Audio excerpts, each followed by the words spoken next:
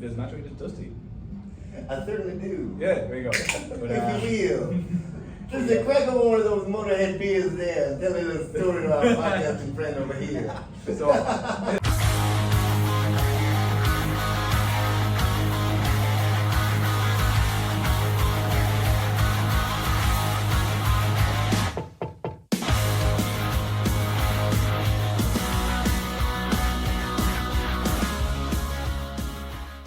We are currently joined by Cell Game. Hey. How are we? hey.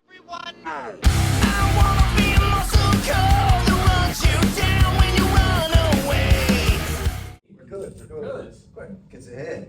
So we've just got the usual questions that every prep person has. Plus we'd like to throw on an extra couple of fun ones at the end. Sure. Cool. So to kick it all off, what bands or artists would you say inspired you to start making music?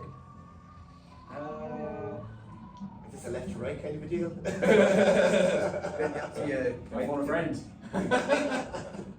Well, for me, Metallica started it all for me.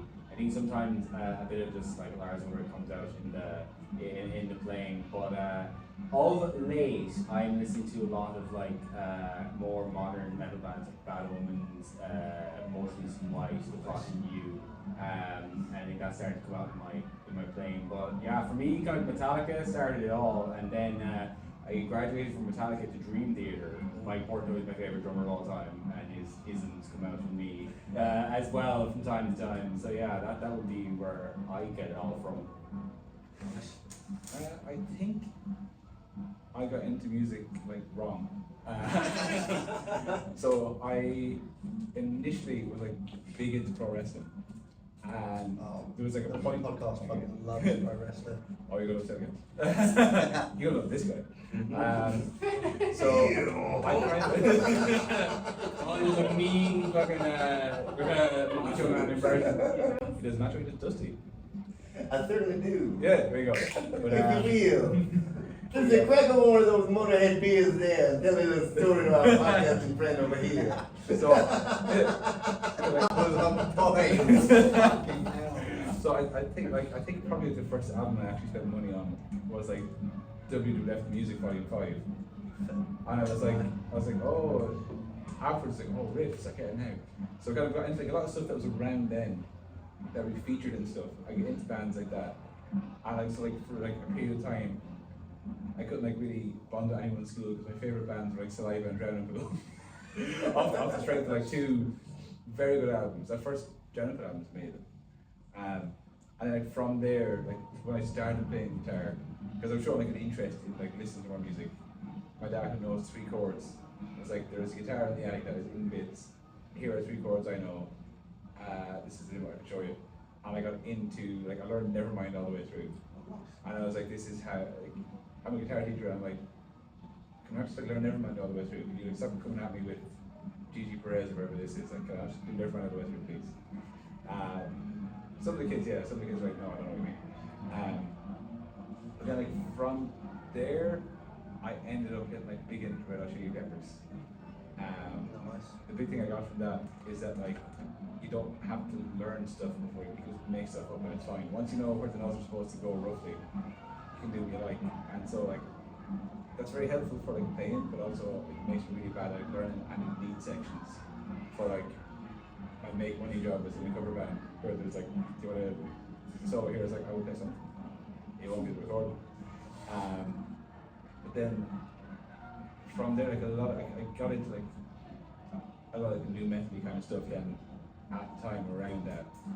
And I think the most kind of straight line into Cell Game's one is that technically the first band I saw was Static X because they opened for Korn on the Take It Off the Tour. So I went there for Korn. And my friends, I think on the ticket it was oh yeah, it's going to get Static X. And my friends who had Kerrang, but I didn't have Kerrang, were aware of Static X. And I was I don't know, there was a band on first. That's cool, I guess. And they came out and I was what is this? What is happening? And then I was Queen of the Damned. I was sorry, what? So that's the most, I think, straight line thing, where maybe 2 years ago in Cell Games, I was oh wait, this is actually it's starting to sound like Static X. Maybe that's what this is supposed to be. Where it's it's like it's guitar is heavy, but there's more bits going on, and also like I think like the technology is finally accessible for me to like make my own heaps of loops, whereas at the time when I could tell I could make heaps of loops, I didn't have to do it. But that's my long answer. Don't talk about wrestling. You know what? I suppose. Do you know what it is? Like, actually kind of wrestling atheist because when I was a kid, like I was fucking crazy into the golden age during the best like Joe and so like songs to me were real American. That was you know, that was not a wrestling theme tune, that was like a song, you know what I mean? So through that, just that style, you know, with Derek and all that sort of stuff, with that into the hair metal stuff. And like we're big into you kind of Moses, Rat, you know, like the bigger white lion, you know, big fucking hair. Yeah. And then after that, like I was told how lame it all was by my neighbours who were brunch kids.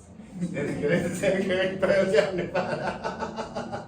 So I went from like a little cheesy wrestling theme song / hair metal fan into a grunge kid, and then I kind of just got taken by Stone Pilots, you know, Scott Weiland, you know, just his particular way.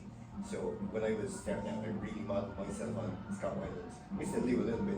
Here's your bone, like a follow me, you know, the kind of that sort of a cadence, like. But then kind of just moved on to punk stuff.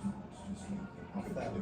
So you've been for it already. yeah, music kind of opens up to you then, and like, you know, I think if you start like, you know, at the bottom of the bar, which everything went hair metal stuff, you know, music just opens up to you, and you can hear a lot of that you know, you got some nice little prog fills, and you know, like optical world just comes out, so it's nice prog stuff, and I think it always puts a smile on my face when I hear something that's like a little bit King Crimson-y. You know? One of my favourite bands is Porcupine Tree. And Gavin Harrison is the drummer for King Crimson, actually, and this is funny that you mentioned that. I was pretty lucky with the music that I grew up with. My mum and dad are kind of metalers, so I grew up with the likes of Iron Maiden, Judas Priest. Nice. Bit of everything, really.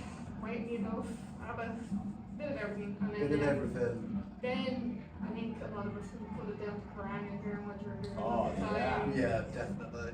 And then I started getting into the Metal Hammer CDs. Remember they were still doing CDs with Metal Hammer? And I heard Nightwish for the first time, and I was like, wow, okay, this is, I'm so sucked in.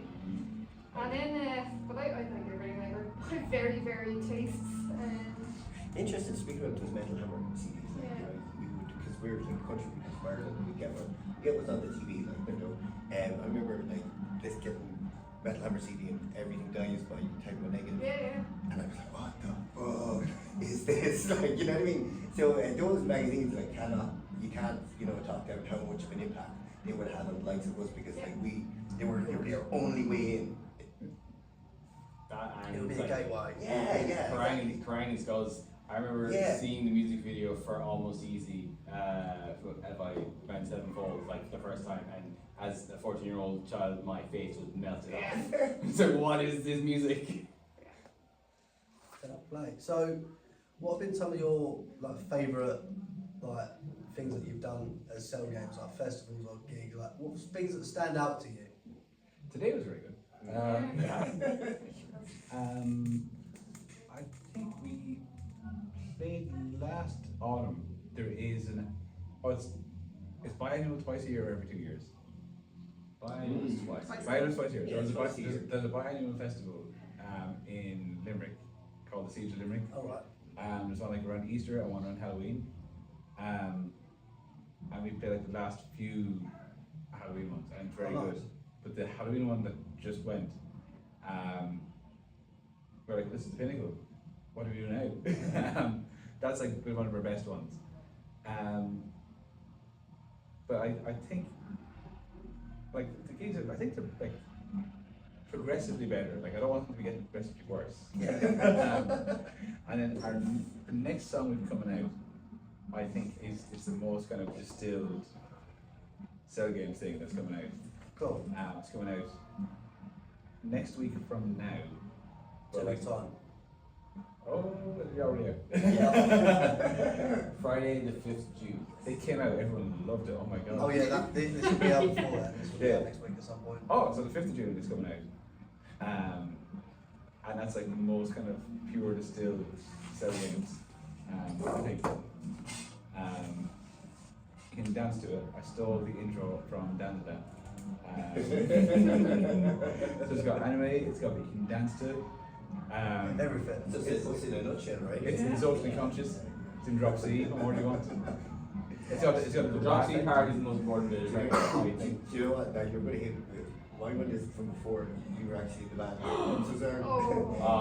You guys have met the masses over here. Yeah. So it was the first year we did metal to the masses. We were kind of like, we were completely unknown, and we were coming in and being completely different than, like, looks wise and sound wise than everybody. And we had in our heads, we're never going to win this because we don't sound like a band that would potentially win this, you know what I mean? And nor did we think that we were at the level of the bands that could potentially win. And then we didn't. Could you imagine if we did, how good the story would be? 100%. But the thing was that, like, every single gig we showed up. Like, and I think in a big way we showed up. And people just started, that's where the buzz for us started, was through Metal for the Masses. Yeah. And like people who would be sometimes a little bit like, you know, oh, you sound like that, or you know, your influences are this. They were like, oh, actually, you know, their influences are this, which they're pretty good. And so, kind of that would be it, I think, for me. Jeremy, what do you think? Siege at Limerick always was always a highlight for me, playing with the guys. Highlights as well, just hearing Niall playing drums, especially when we're recording and stuff like that. Thanks, Hearing Dad. it, Hey!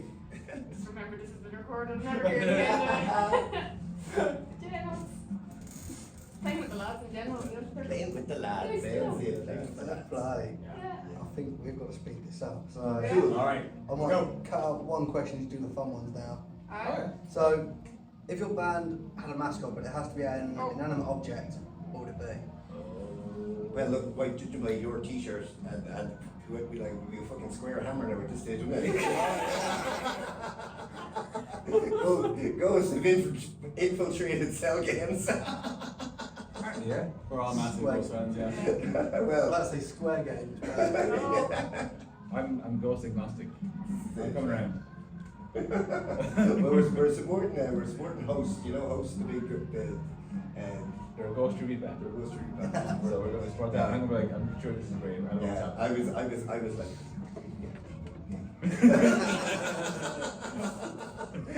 Which is just I the did thing it. to do. I delivered. I was there. I guess the answer. I don't know. And then another object. Yeah, I think like, well, I just want to have like, it'd be copyright infringement, but like, I suppose the 4-star Dragon Ball, I guess, because of our band name. There we go. We don't care about copyright for things unless they're infringing our copyright. Then we're Then we're furious. But those samples, were they cleared? No. David Lynch can't do anything about it now. It's like fine. with samples, if we ever get to a point that somebody's like concerned about this, then we've made it chicken. So there we go. We've made it, darling. Sue me all you want, you'll never get all my money. Right. So, this is our staple question. This. What are your go-to meal while on the road? Oh. Oh! Everybody's one. Petrol station, boiled eggs. Right. Fair play. I open them outside the car. I think on the last tour we did over here, every petrol station they bought like I think 2 boiled eggs. Yeah. That was Even when we stopped twice, she would buy multiples of 2 boiled eggs. Mine is because we can't get it at home anymore. The can of Monster with the blue logo, the sugar-free one with the blue logo. Yeah. It's here, but it's not back at home.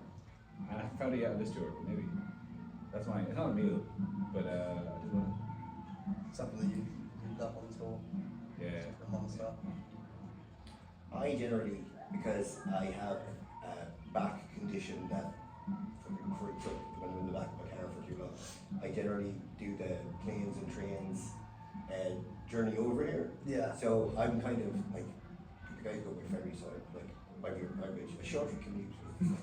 But what I like to do is when I arrive somewhere like Lincoln or wherever, I don't bother with the coffee shops or the chains. I actually go to little just stores and grab bread and milk and cheese and talk to people behind the counter.